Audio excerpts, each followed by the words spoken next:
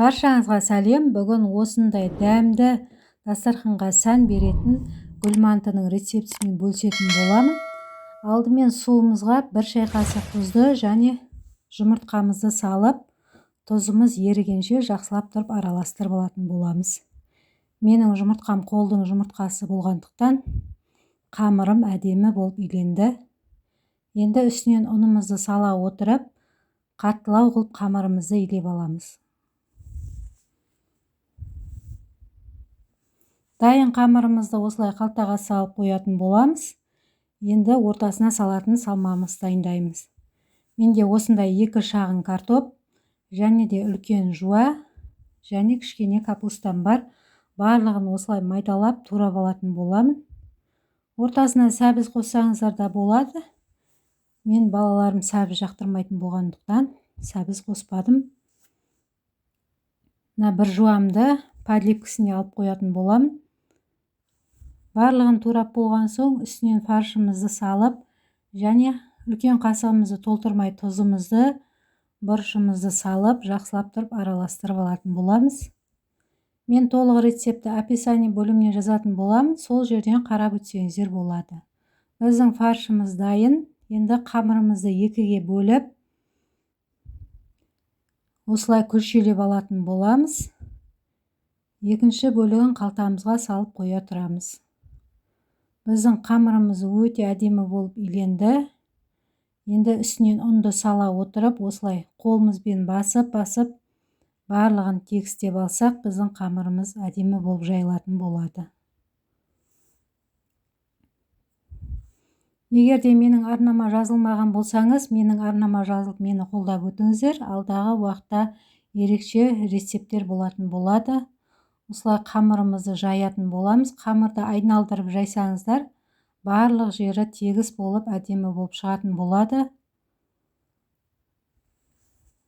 Біздің қамырымыз жайылып болды. Енді ортасынан теңдей бөліп, осындай бөліктерге бөліп алатын боламыз. Барлығын бірдей қылып. Бұл мантыдан ешқандай қамырдан қалдық қалмайтын болады, және біздің ортасына салатын салмамыз да көп кетпейтін болады. Енді осылай майымызды қамырларымызға жағып,